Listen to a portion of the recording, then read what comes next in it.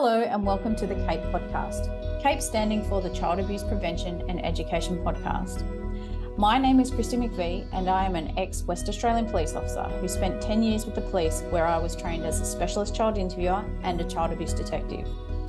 This podcast is all about sharing what I learnt, saw and knew whilst investigating child sexual abuse in the police force. It is also about sharing the knowledge that I gained in that time that helped me with my own parenting of my then 2-year-old daughter. My mission is to help share my knowledge and to help you in your role as parents to keep your kids safe, along with guest experts in the field of child abuse prevention and education, both in person and online. Thank you so much for joining in on the fight to prevent child sexual abuse. Your kids will thank you for it. Okay, so welcome to episode 1 of me talking to you guys about child abuse prevention. Now, I'm excited because this has been a goal and a dream of mine for over 3 years before I left the police. And before I get into introducing myself and explaining what's going on with this podcast, I want to tell you that I wake up dreaming about a world where our kids don't have to worry about someone abusing them. And I dream about all of the ways that I can help parents help their kids. And one thing that came to mind today when I sat down, or before I sat down to record this episode, was that, and this might sound really cocky to be saying on a first episode, but I don't give a shit about you guys. I caveat that with, yes, I do give a shit about you guys. I do give a shit about parents and people. I give a shit too much sometimes. But what I do mostly give a shit about is that you guys are well enough and healthy enough and you know, there for your kids. That's what I care about, because I guess I want parents to know that they actually have the tools there and they actually have the power to make a difference. I know that when I was a child, and I, again, haven't explained who I am, where I'm from, or any of the other stuff that you need to know about me. But when I was a kid, I felt so alone and I didn't think anyone cared about me. I thought the world was better off without me. I know, deep, right? So it was because my parents were so broken that they didn't know how to look after me properly, and they didn't know how to parent me properly, and they didn't know how to be there for me. That is not what I want for you or your kids. I want your kids to have whole, healthy, happy human parents. Human parents, I don't know who else can parent your kids, but whole, happy and healthy parents. And in order for us to do that, we need to look deep into what we can do for ourselves so that we can be better parents. We need to call ourselves out on our bullshit. And even me as a parent have to do that regularly. So yeah, that's what I want. I want parents to, I give a shit so much about your kids that I want to call you out on your bullshit, and I want you to be ready to deep dive into what you can do as a parent to be a better parent. This isn't a parenting podcast, but at the same time, it is a parenting podcast because it's going to get uncomfortable. Some of these conversations are uncomfortable. But anyway, enough of that. Who am I? So guys, I am as I said in the introduction, I'm an ex-WA police officer. I was in the job for 10 years and 1 day. And how come the 1 day? Well, I wanted to make sure that I was definitely in the police for 10 years. So I made sure I was 1 day over that. It's quite funny. At the time, it seemed important, but anyway, and I wanted to make sure that the police couldn't stinge me on not being there for 10 years. Funny. Anyway, so I joined the police when my daughter was 2 years old. So I joined in January 2010. And my daughter was 9 months old, and I saw an ad in a paper and I just went, I can do that. And just going to warn you, there's going to be a trigger warning, because obviously all of these podcast episodes can go any which way, and we will be talking about potential child abuse stuff and potential issues and all sorts of things.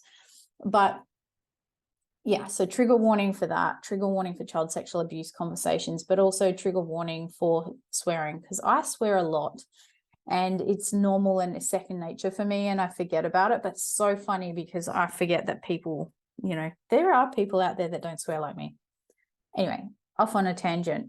So I joined the police, and I saw this ad and I joined the police, and everyone around me probably thought I was nuts because they didn't think I'm 5'1", and I had a 9-month-old baby. And I just said to my husband and my family and my friends, I'm going to join the police. And off I went. I got a personal trainer. I used to run whilst my daughter was having sleeps in the house. We lived on a rural property. I used to run up and down our paddock to get fit enough. I still wasn't fit enough, by the way, and managed to get in by the skin of my teeth because I barely passed the beep test. It was hard because I've got very short legs and I'm not a runner. Naturally, I'm not a runner. And I got in January 2010. My daughter was just turning 2 in February, and I did my 6 months in the police academy. My husband, I had been with him for 12 years or 13, 14 years at that stage.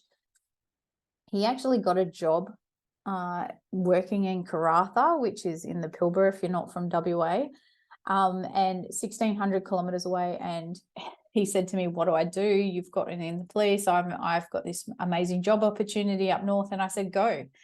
So I actually had to single parent my daughter whilst I was there.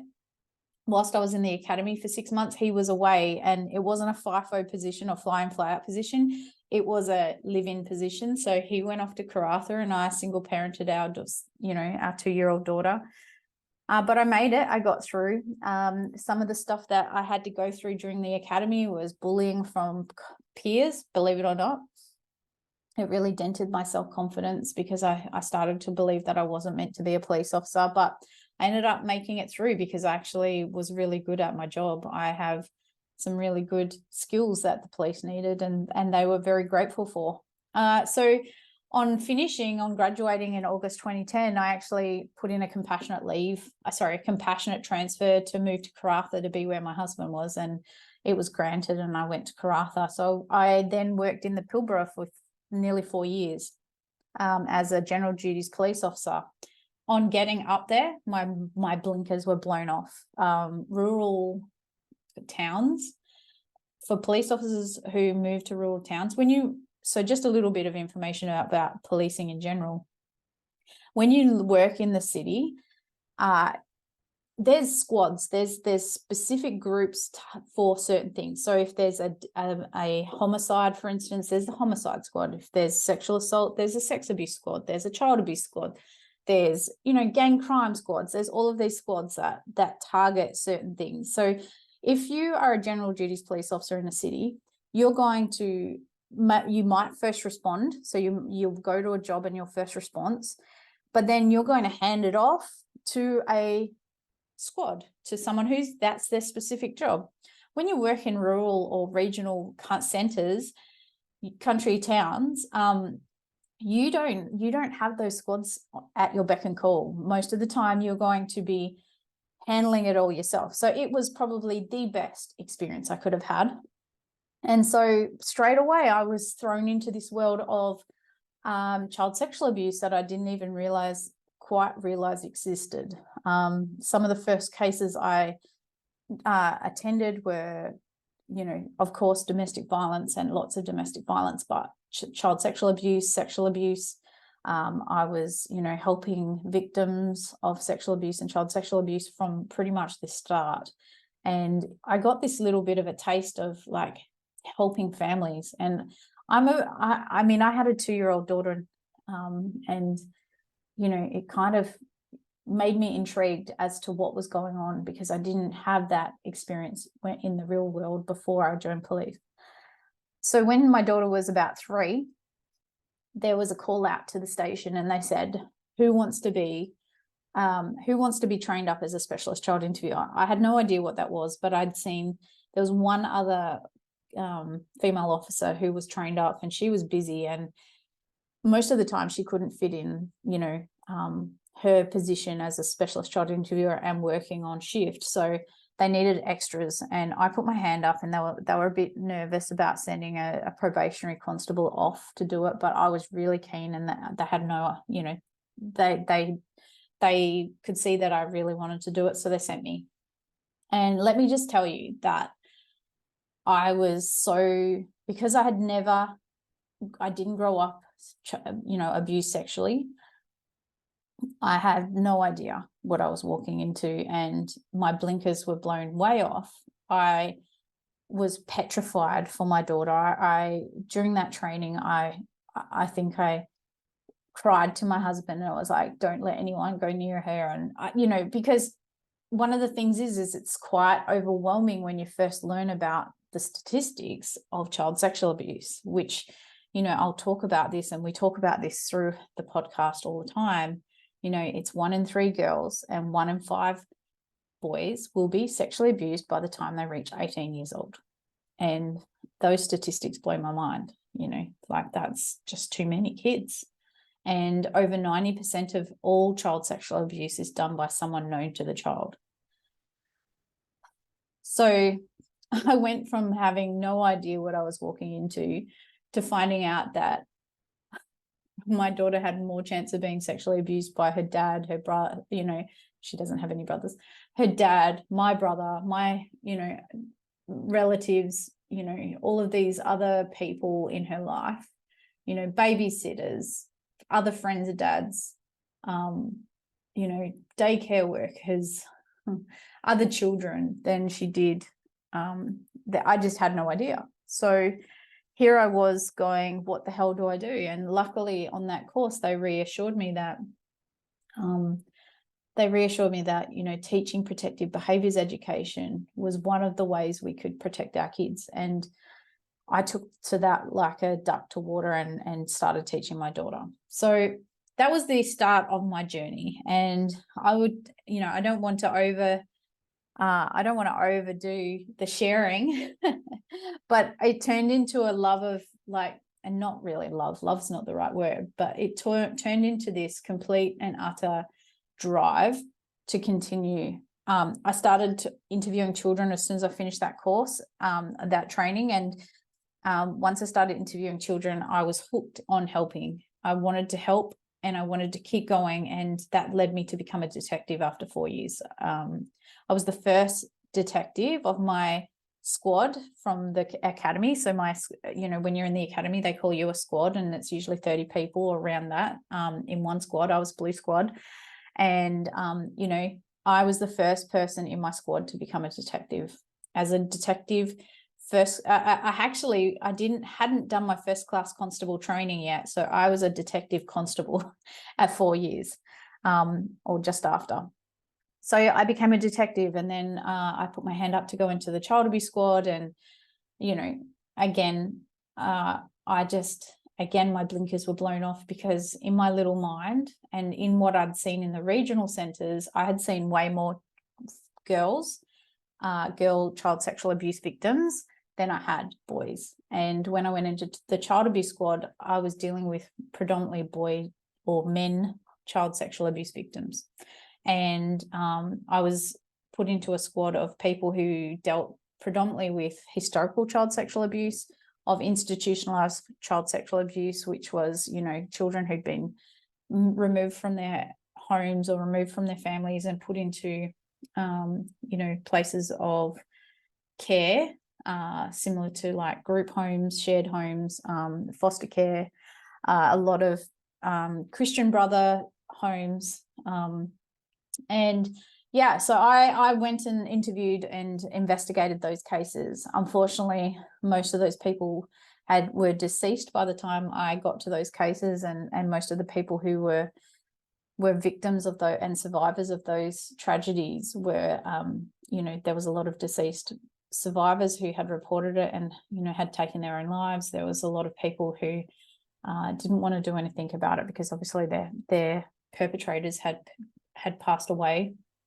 And it's just a whole lot of trauma and a whole lot of devastation. And that's where I learned just how devastating, how the impact of child sexual abuse and the devastation of child sexual abuse. That's where I learned so much about how big an impact it has on a life, and how it is a life sentence for those people who are, survivors of child sexual abuse. And in that time, I also learned how much of an impact just having someone listen and having someone validate their trauma can have on a survivor. And maybe in another episode, I'll tell you the story of one of my victims who I still think of to this day. And I'm choking up and getting a bit teary because his story was so devastating but so transformational, because when he was, no one had listened to him his whole childhood. No one believed him, after abuse, and he tried so hard to tell people.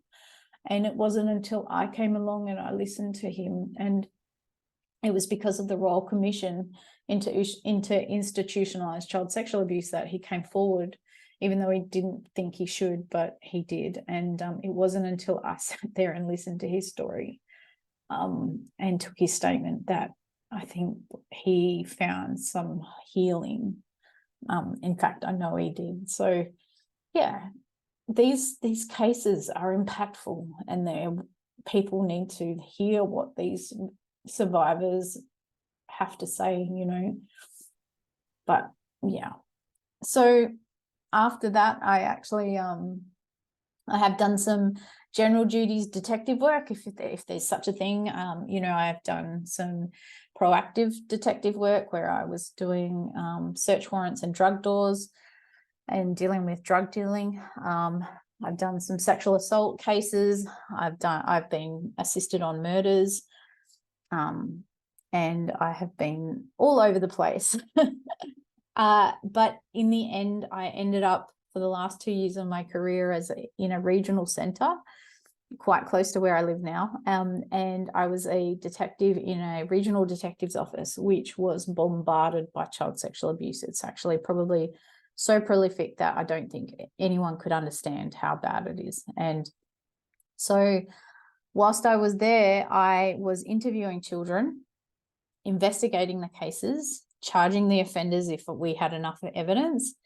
And then when offenders who had concluded their sentence or had been sentenced and released, I was then helping to manage the child sex offenders as they were released onto the child sex offender register.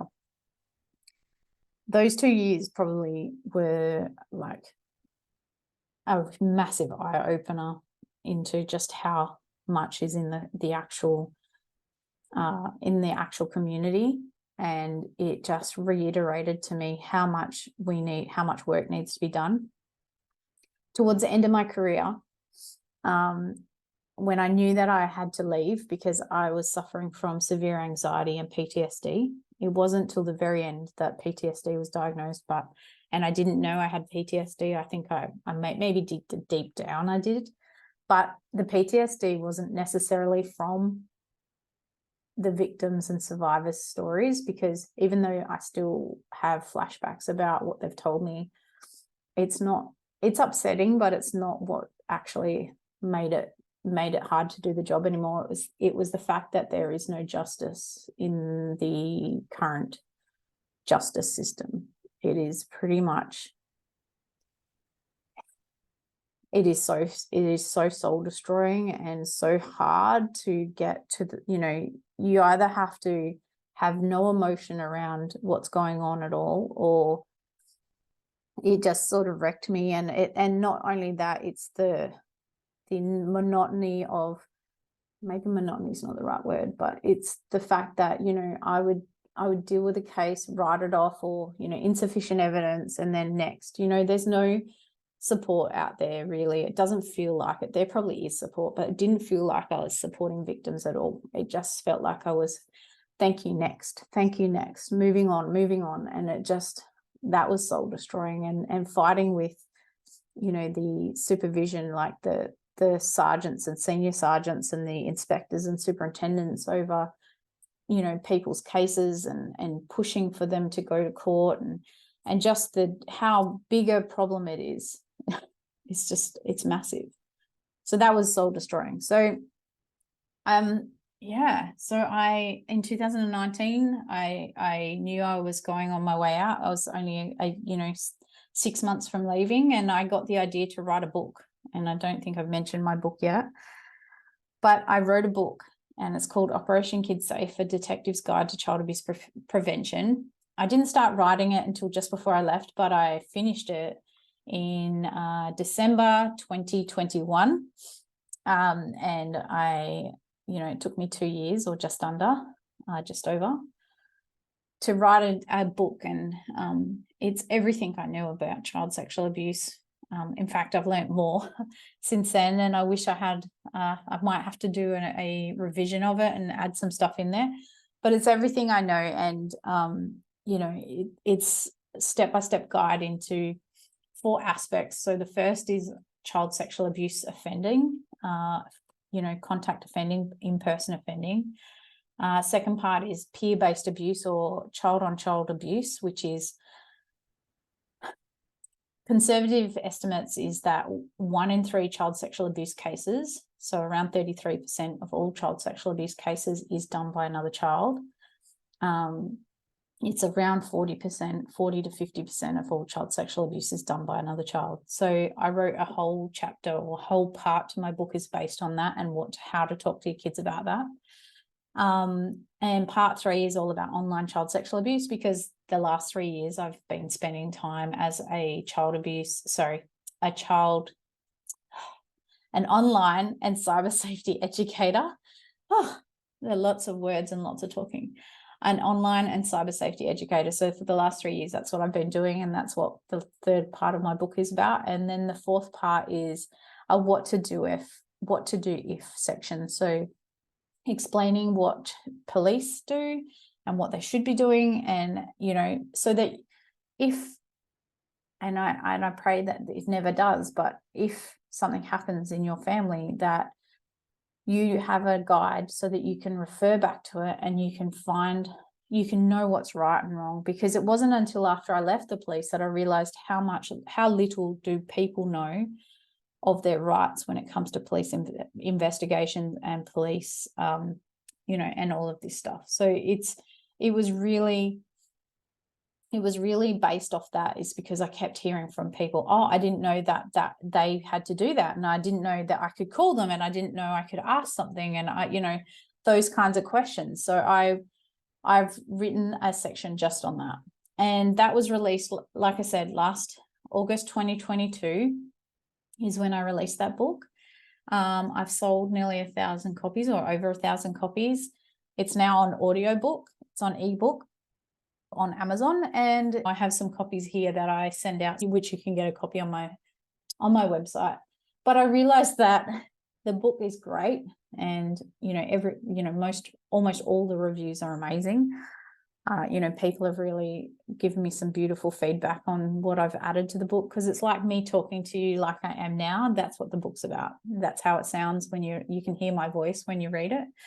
But what I realized is that not a lot of people actually read books, hence the audiobook. But also, there needs to be multiple ways to learn. People learn in so many ways. So I've started creating online courses for parents to help them. So that is another part of my journey. And when I was writing the book, all I could think of is that parents need to know what I know. That was my journey. That was my mission. Parents need to know what I know. That's all I wanted you guys to have, is everything I knew.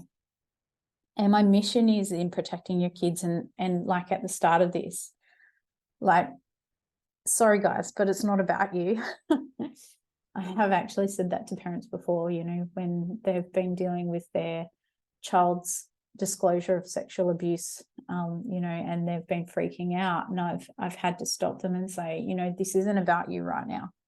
Your child needs you to be there, support them, care for them, make it as normal as possible for them, so that they can move and heal and survive. You need to go and do your own work without them, without bringing them into it. And that's true. Like, we need to educate and empower ourselves, and we need to educate and empower our kids. And then we can, regardless of what's happened in your past, I've said I was luckily not a victim of child sexual abuse, but my parents were alcoholics. My mum used drugs. I didn't grow up with my mum because she abandoned me and my brother with my dad. I had major separation anxiety. I guess that's the word, or I had major separation anxiety. I had major issues with mother figures because my stepmom was a major bully, called me stupid, useless, worthless. All of my self-worth was based around what she said to me between 12 and 15. I have all of these things going on. I was kicked out of home at 15. I have all of these like little things that are in the back of my mind. And as a parent, I was absolutely shitting myself when I became a mother. When I was pregnant, I used to have massive nightmares about abandoning my child. I didn't know I was having a daughter at the time. And I had these major panic attacks over the fact that I was going to be a terrible parent because I didn't have good parenting role models. I didn't know how to parent, but you know what? Here I am. I realized that I am here to change that. And we are here to change that. You're here to change that. Regardless of if you had a good parenting role model or a bad parenting role model, you don't have to be them. And you don't have to parent like them. You don't have to talk like them. But what does happen is that if you don't do the work, and if you don't go and help advocate for yourself and get help and talk this shit out and find ways to deal with the trauma that you had as a child, you're going to fucking take it out on your kids. I have had moments where I have lost my shit at my daughter, and it was like my stepmother were talking. I've gone and apologized and explained the situation, and I work hard to not do it again. But we are whatever we allow ourselves to be, and we don't have to be that for our kids. And a good friend of mine always says, it is our job to protect our kids, and if we can't protect them, at least don't hurt them. And that is my mantra right now. Having a teenager who's now 15. My daughter was 2 when I started, 12 when I left, and 15 now, right now, as of recording this in July 2023. And yeah, that's my mantra, because I tell you what, having teenagers is a whole new ball game, especially when my own trauma around being kicked out of home and all of the bullying that went on by my stepmother brings up things where I think that my daughter should be somewhere and she's not. Anyway, completely gone off track.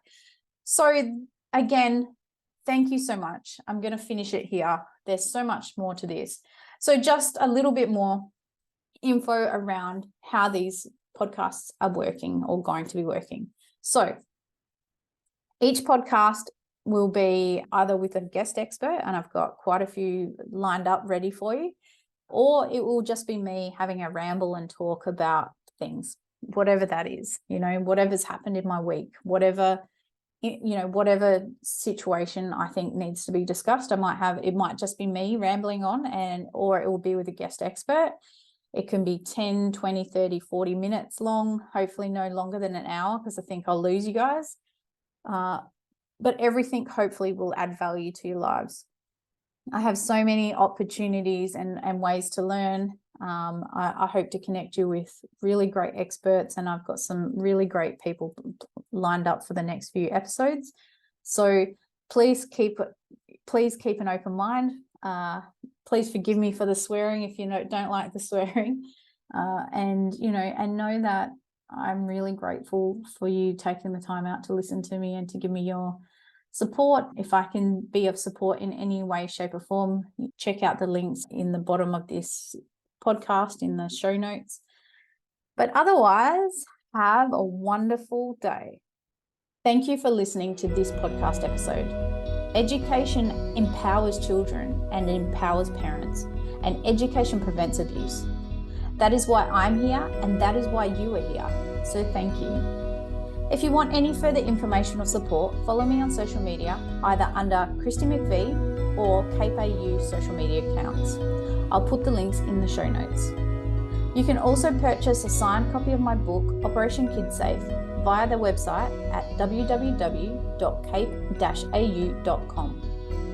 Also on my website is a free ebook titled 10 Tips to Keep Your Kids Safe from Abuse, and self-paced courses for parents to help you in your journey of child abuse prevention. Don't forget to join our free Facebook group called Operation Kid Safe Parenting Group. Please see the show notes for any extra information, links and help should you be looking for extra support.